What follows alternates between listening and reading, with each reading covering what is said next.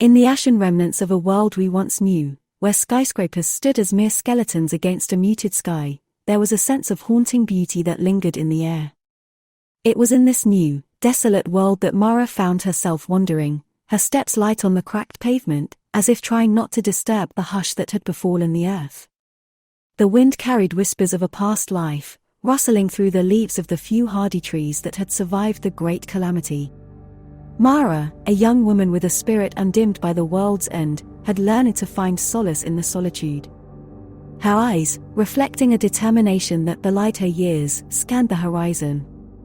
She was on a quest, not for the relics of the old world, but for the seeds of a new one. In her tattered backpack, carefully wrapped in an old, frayed scarf, lay her hope, a small collection of seeds, some of the last remnants of the Earth's once vast flora. As the sun dipped low, casting long shadows over the broken cityscape, Mara found herself at the edge of what was once a bustling marketplace.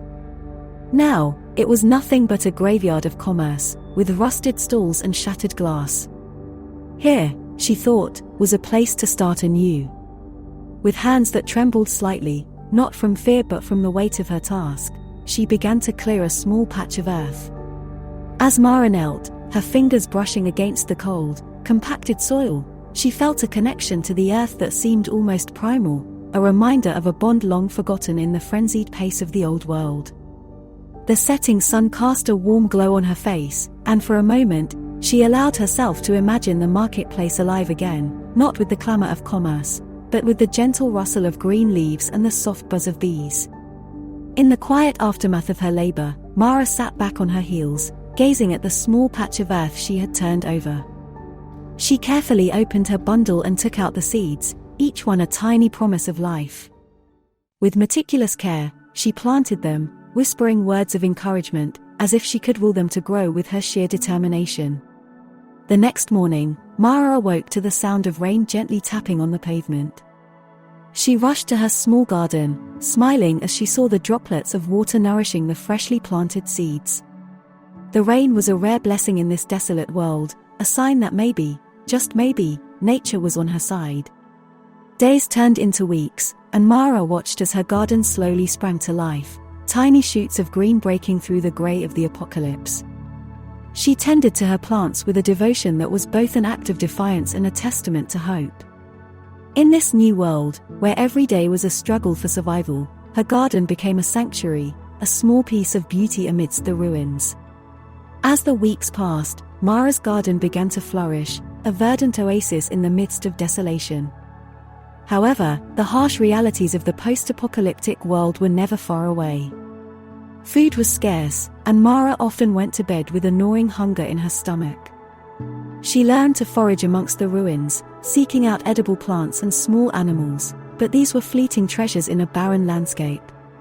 One evening, as she returned from a fruitless search for food, Mara noticed footprints near her shelter, a sign that she was not alone in this forgotten part of the city. Her heart raced with a mix of fear and cautious hope. The prospect of other survivors was both a potential threat and a possible end to her solitude. The next day, her fears were realized. She awoke to find her garden trampled, the young shoots she had nurtured with so much care crushed under careless feet. Anger and despair welled up in her, and she felt a profound sense of loss, not just for the plants, but for the fragile hope they had represented.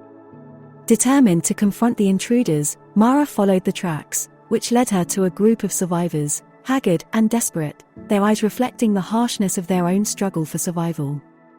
They were a ragged band, driven to the brink by hunger and fear. Mara's initial impulse was to lash out, to accuse them of destroying her hard work, but as she looked into their weary faces, her anger gave way to a deeper understanding. In the days that followed, Mara made a bold decision. Instead of turning her back on these strangers, she invited them to join her. Together, they rebuilt the garden, working side by side to restore what had been lost.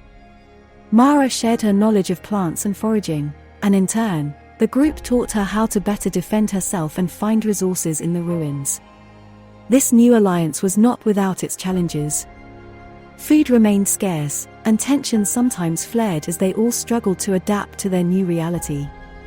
Yet, through these struggles, a sense of community slowly emerged. The garden became more than just a source of sustenance, it was a symbol of their collective will to survive and rebuild. Months turned into a year, and Mara's garden, once a solitary endeavor, had transformed into a thriving community project. The survivors, who had once stumbled upon her sanctuary as intruders, had become her family. Together, they had expanded the garden, creating a patchwork of green amidst the concrete and steel of the fallen city. In this new world they were building, each person brought their unique skills and stories, weaving a tapestry of resilience and hope. They had established a small but efficient system for collecting rainwater, repurposed materials from the ruins for shelter, and even started trading with other survivor groups, exchanging seeds and knowledge for other essentials. Mara often found herself reflecting on the journey that had brought her to this point. The loss and despair that had once seemed insurmountable were now just parts of a larger narrative, one of survival and rebirth. Her garden had become a beacon of hope, not just for her but for all those who had joined her. It was a place where life persisted against all odds, where new beginnings were possible. As she stood in the midst of her thriving garden, surrounded by the people who had become her new family, Mara realized that they had done something remarkable. They had found light in the darkest of times and had learned that even in the most desolate of landscapes, hope can take root and flourish. I hope you enjoyed this tale as much as we did bringing it to you. If you found this video entertaining, don't forget to give it a thumbs up and share it with your friends who love a good story. Stay tuned for our next great adventure, as we have more exciting narratives coming your way. Hit that subscribe button and ring the notification bell so you'll be the first to know when our next story unfolds. Thank you for being a part of our storytelling community. Until next time, keep your imagination alive, and remember that the best stories are yet to come.